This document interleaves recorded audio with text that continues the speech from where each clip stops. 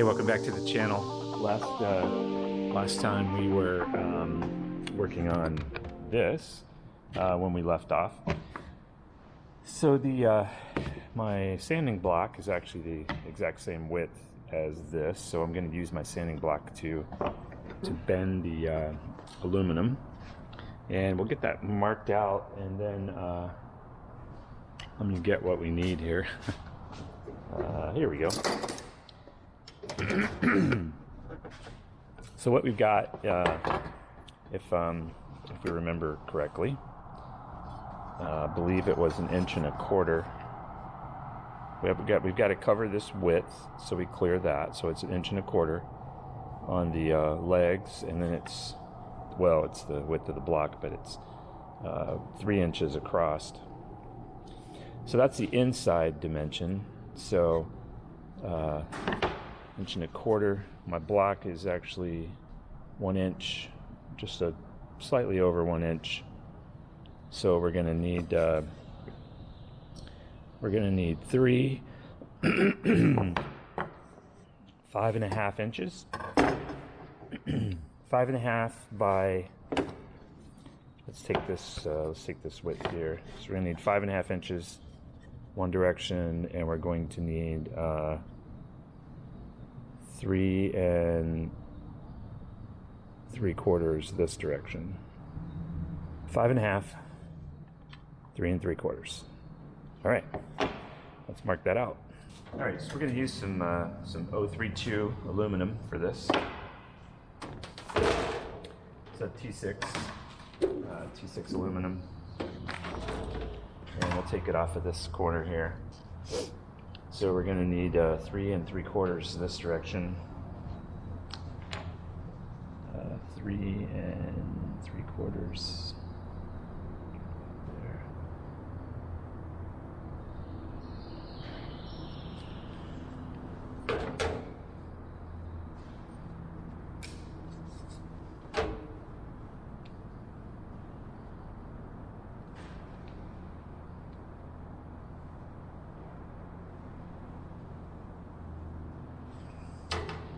And we're going to need 5.5.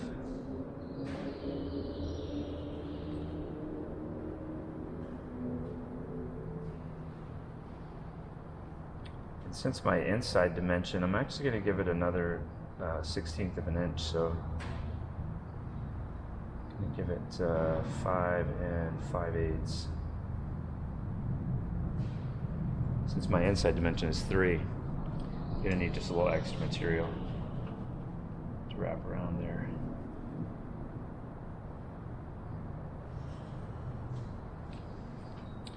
All right, and we're going to mark a center line. 1 7/8. Let's mark a center line there. Actually, we need the center line the other direction here. Get this straight here.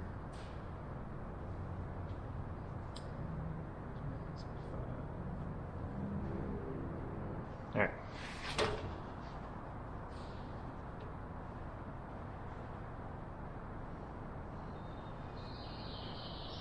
That's our center line that way, and then we'll take our block, and we are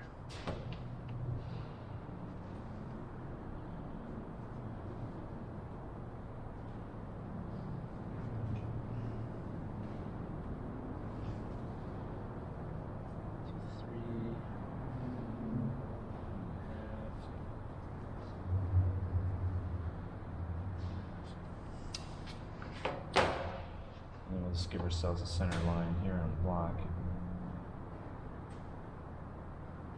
Then when we clamp this, all we have to do is line up our center line of our piece on our block, and then we'll be able to just wrap it around. Now I'm going to go to the saw and I'm going to cut this out.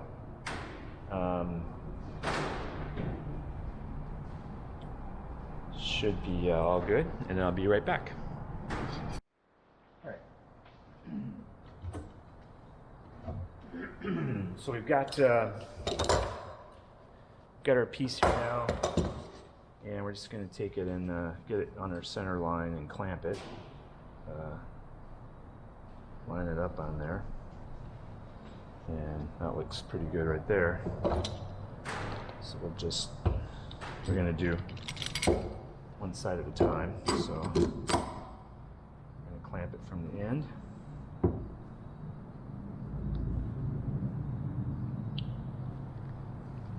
And I'm going to move my clamp over so I'm as close to the edge as I can get.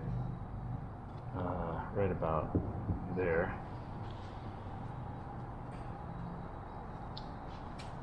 And we're still on the center line. That's great.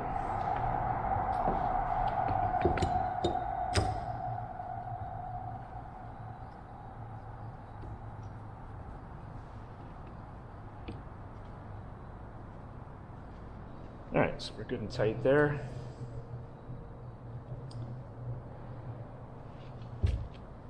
And then all we have to do is we just take our fingers here. We're just going to bend this over.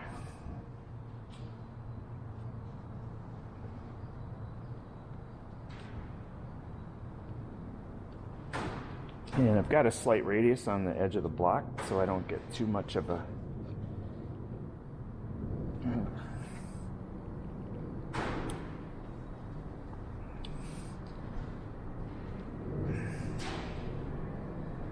all right.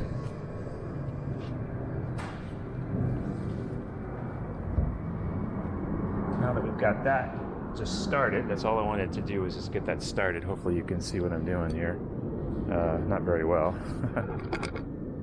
Now I'm just going to take this and I'm going to put it on the edge of the table. I'm going to roll it while I put my weight on it.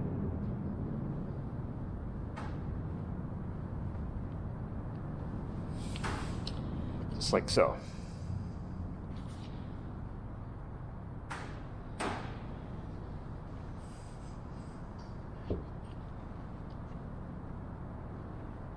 And because we're pushing up against the block, we're not going to be able to get the full bend until we take it out of here. But the important thing is that we're getting a good bend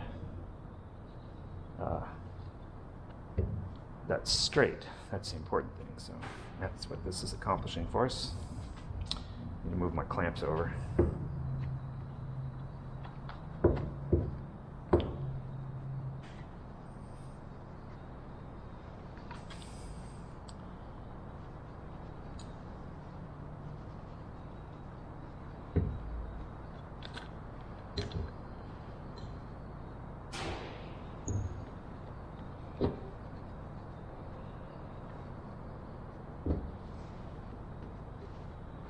Alright, same procedure. Just going to bend this with my fingers just a little. Just want to get it started.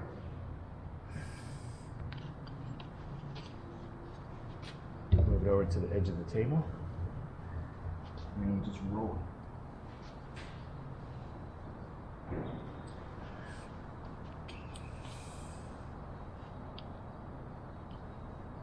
All right.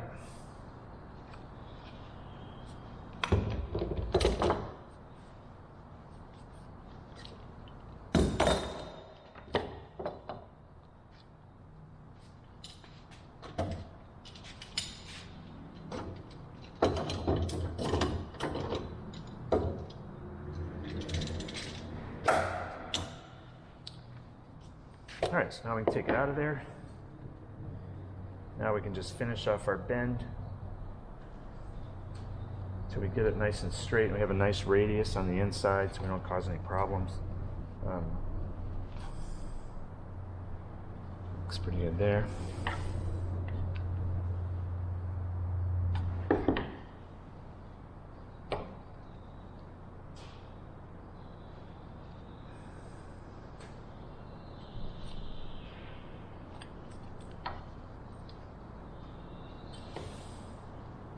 All right, now we can test fit it,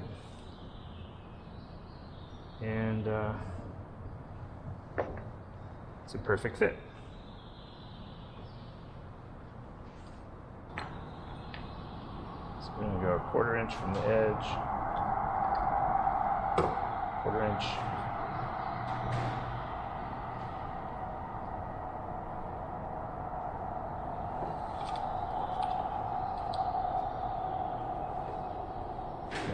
come in about 3/8 of an inch.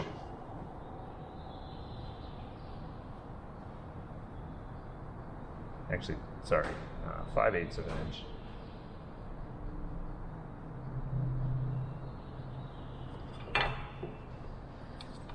Which that one we're really close to.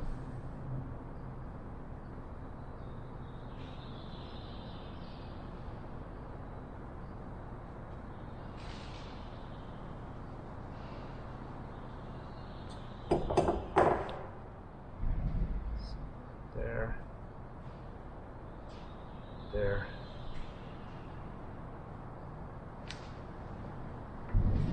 Just punch those real quick.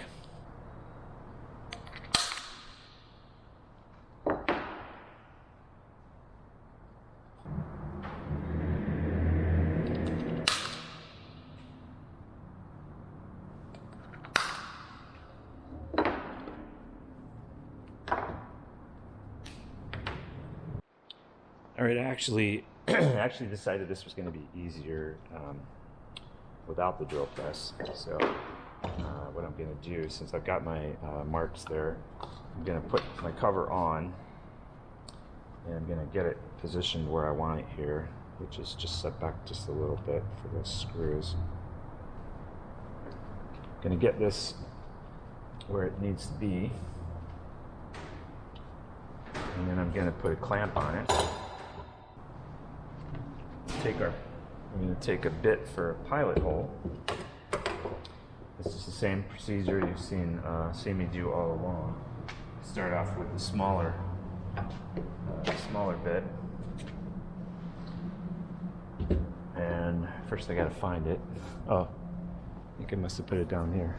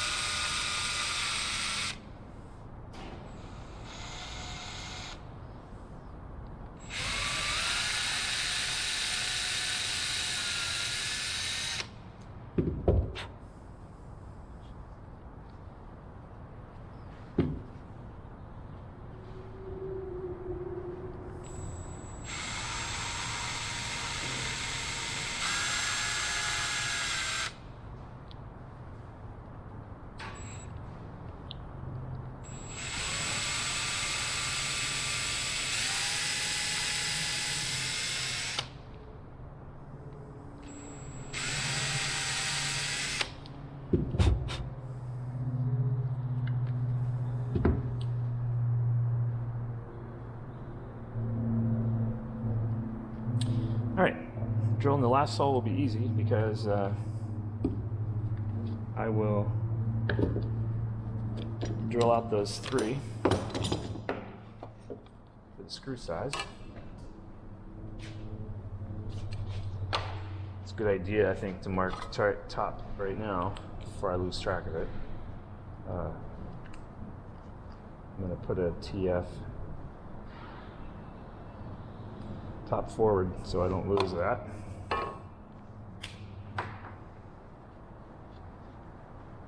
Then we'll drill out the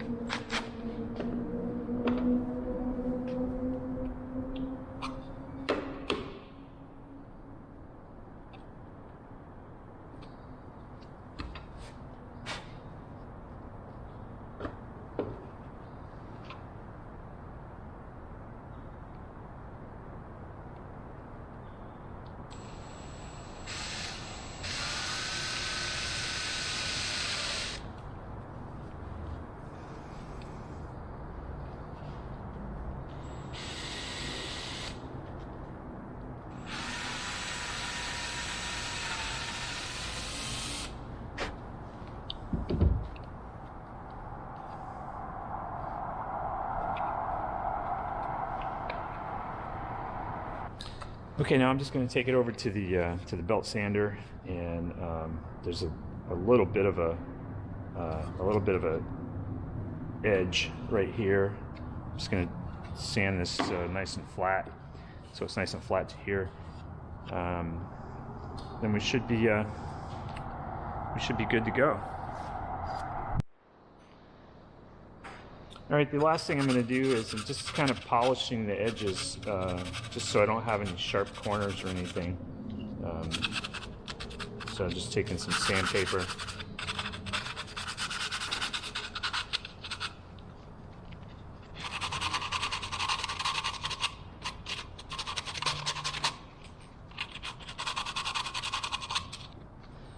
Everything's a good fit.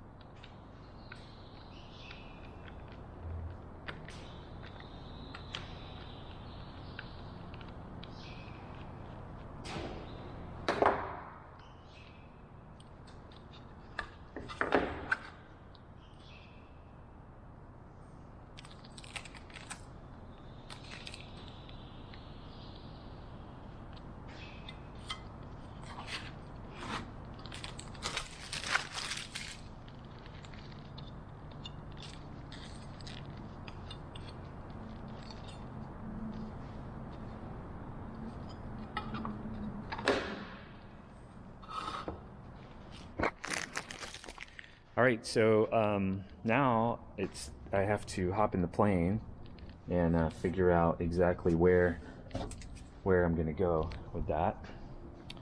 Been doing some research about the mixture control on the Zenith carb for the half EW, and the mixture on that carb is actually a T handle that comes straight off the back of the carb. And I was trying to figure out how to, well, I mean, it was kind of a cool study to look around and see how you convert linear motion to radial motion. I found a lot of interesting things. The thing that kept coming to mind to me is I don't want anything complicated that has any opportunity to go wrong, obviously. So, and during my searches, it actually seems like that carb doesn't really benefit that much from mixture control once you get it set for the season that you're flying in. So I'm just still kind of working through that. I mean, there are some really cool ways to convert linear motion to radial that I think are actually very simple and would work extremely well. But if I discover, I'll probably give Scott Kassler a call, just talk to him a little bit, and if I discover that it's just not necessary, then I'll just end up eliminating this red handle and just won't bother using it at all. So yeah, so I'm gonna hop in and see where we want to put this, and then we can get that epoxied in place, and that will go. I'll actually just put a few staples in the sidewall to hold this one. There's really no reason to screw it on. So yeah, so let me do that.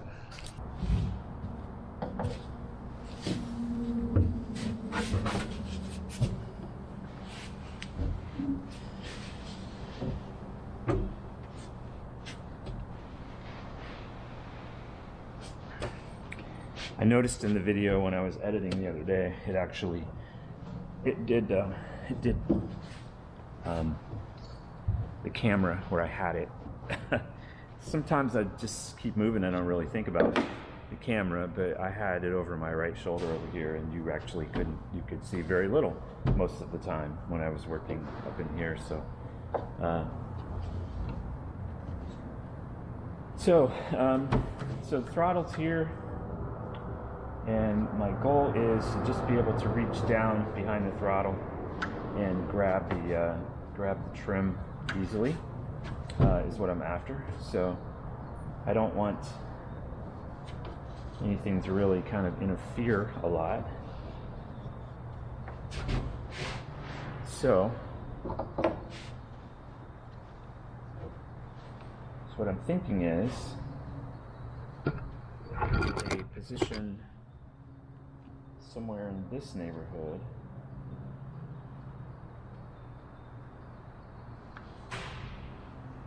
So when I'm working the throttle here, my hand could just come straight down, grab the trim very easily. These two fingers basically kind of grab it. The aluminum cover will give me a nice place to kind of rest my hand while I do that. And as far as the height goes, it's out of the way here. I'm not going to be fooling around with it. I have to really drop my arm if I want to hit it. So I don't want to come up like too high.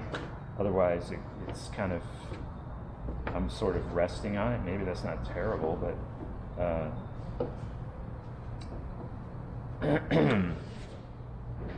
would I want to rest on it? Would I want to rest on it? That's a question. But I don't want it in the way when I pull the throttle back, so maybe I should start there. So now the throttle's back, and it's out of my way.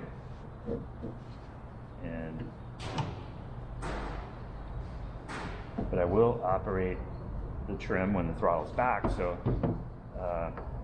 actually, this is too close because I have to go down under the throttle in order to reach it. So I've got to go back more. I want to be able to come off the throttle and just go straight down and have it right there. But I don't want to have to turn my body. I don't want to have to turn my body either to get back here to it. So I think just a lower position made it better down here. So if I am here, I can just easily drop straight down.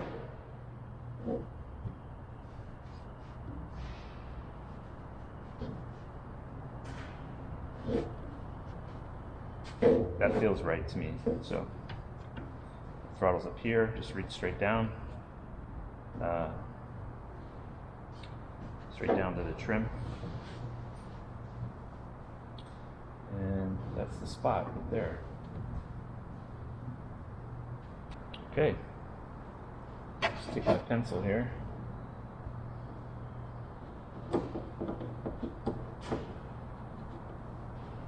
Make a mark where that goes.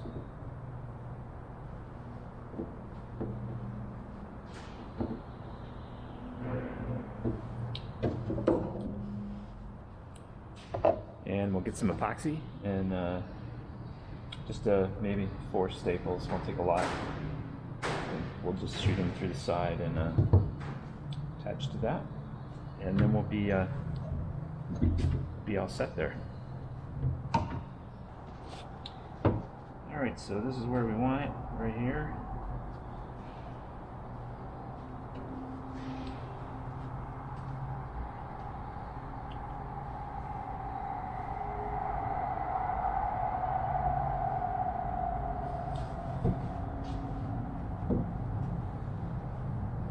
Measure down,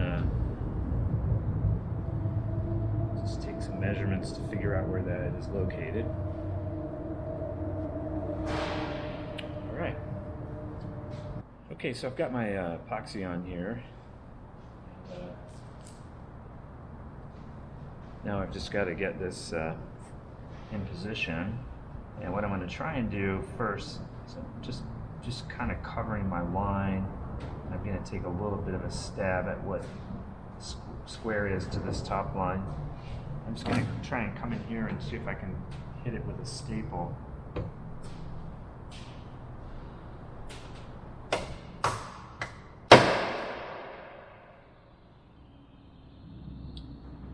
That's good. I hit it with a staple. Now I will take my I'll take this and I'll come along the front edge here, and I'll just catch the front edge, and I'll move to the back here. So it's rotating down slightly.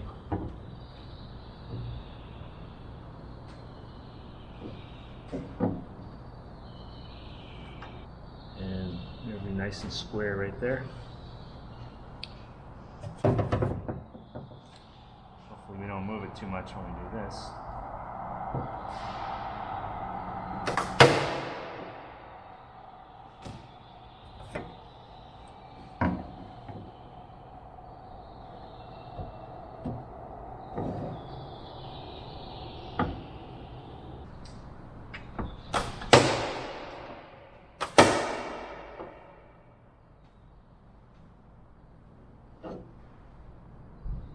All right, that'll hold it. Put one up at the top here.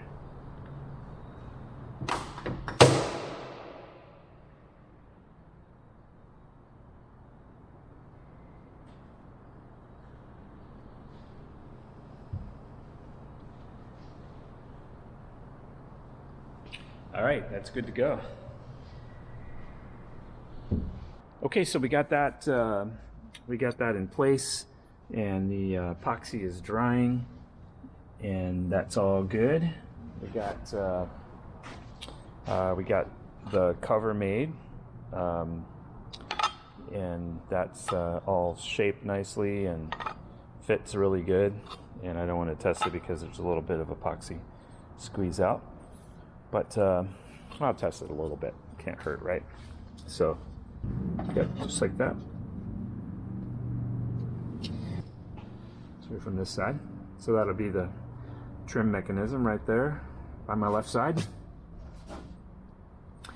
and we epoxied the for the choke earlier. This could just as well have been the choke, but I would prefer not to have the choke next to my hand if possible. And yeah, so thanks for following this.